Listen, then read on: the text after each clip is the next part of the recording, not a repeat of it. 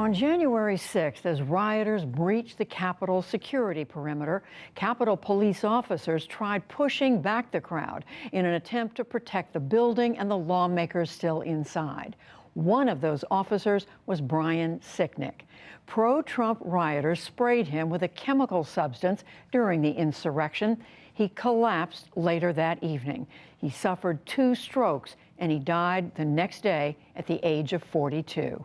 Officer Sicknick and Sandra Garza were together for 11 years, and she joins me now. Sandra Garza, thank you so much for joining us to talk about something so personal to you.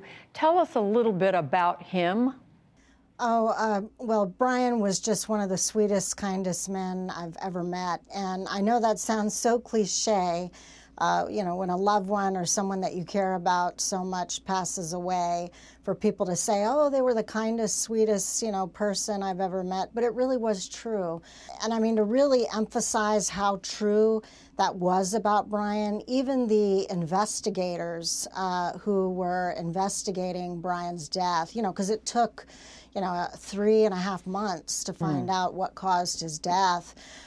They actually said to me that they could not find one person, not one single soul, to say anything negative about Brian. That's how well liked and how good of a person that he was. Brian got along with everybody. He was just a warm, loving person. And so it really hurt me a lot to know that he suffered greatly before his death. So, and we know he was a good person. I know some people have looked at what happened. They've read a little about it, and they've questioned the connection between what happened to him. As we mentioned, he was sprayed with a chemical substance. Then he suffered 2 strokes. He died the next day. Some people have questioned the connection, but you've said there's no doubt in your mind that it was what happened in that riot that led to his death. Well, I've said that I accepted the medical examiner's conclusion and their report. But what I will say is the medical examiner did say that all that transpired that day definitely played a role in kind of escalating or tipping the scales to escalate his death. And I agree with that, and I hope I'm not, misquoting the medical examiner. But, I mean, that's pretty much how I see it. Brian was running from one end of the Capitol to the other end of the Capitol. He was exerting himself, and, he was attacked. All of those factors combined, and being highly stressed, producing a lot of adrenaline and cortisol in the body, worrying about his colleagues as well as himself. I mean, I know if I was approached by thousands of people and there was only, 3 or 4 officers next to me, and they're screaming at me and throwing things at me and assaulting me, I'd be pretty darn stressed. I think definitely that played a role in tipping the scales for him to pass away much faster. Brian was, we know now, Brian had been a supporter of former President Trump. He had opposed his first impeachment. But then, of course, these events took place. Who do you hold responsible? To what extent do you hold the former president responsible for this? I hold Donald Trump 100% responsible for what happened on January 6th, and all of the people that have enabled him that day and continue to enable him now.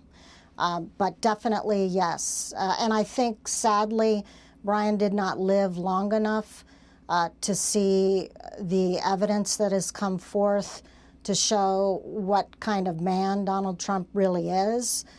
Clearly, he doesn't support law enforcement. I mean, he watched for hours law enforcement being pummeled and beaten, attacked, and he did nothing.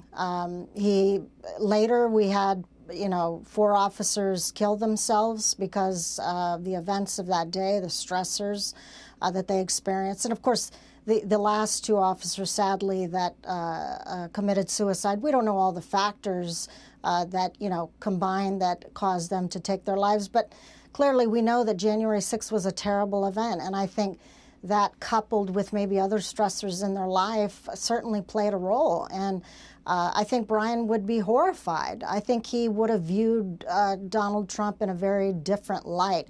And of course, on that day, all the officers were in their, respective areas. It was only after the event that they got to see all of the footage from that day, that they got to see what, their colleagues on the other end of the Capitol were experiencing. So I think they were horrified, yeah. And you're right, it has taken a long time for many of those details, for the video, pieces of the story to come together. How do you think the former president should be held accountable? Personally, for me, I think he needs to be in prison. That's what I think. But, Donald Trump has been playing these legal wrangling games for decades. He knows how to skirt the system. He knows how to, he's a very litigious person, himself. And then when he's been sued, he knows how to, play these games to get around things and avoid jail and prison time. So, that's the sad piece. But it would be very, what's the word I'm looking for? Satisfying to me to see him in prison. I don't regret for voting for Trump. I identify as an independent, by the way. Brian was a Republican. But, the horrific thing that he did on the 6th is unforgivable. And, it's terrible. Yeah, he's just a horrible person. And he still has not contacted me, by the way. He has not been in touch with you? No. He doesn't have the courage or the spine to do it. He just doesn't. One other thing, what do you say to or think of the members of Congress? Most Republican members of Congress are saying, in effect, let's move on. January the 6th happened. It's in the past. We need to focus on the future.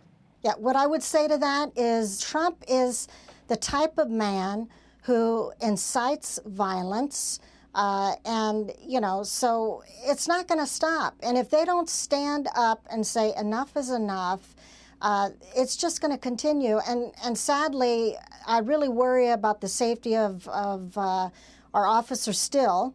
I worry about another January 6th like attack. I mean, this is serious stuff. And they're concerned about money in their pocket and power. It's ridiculous. It's really ridiculous. They don't care about the American people. That says it right there.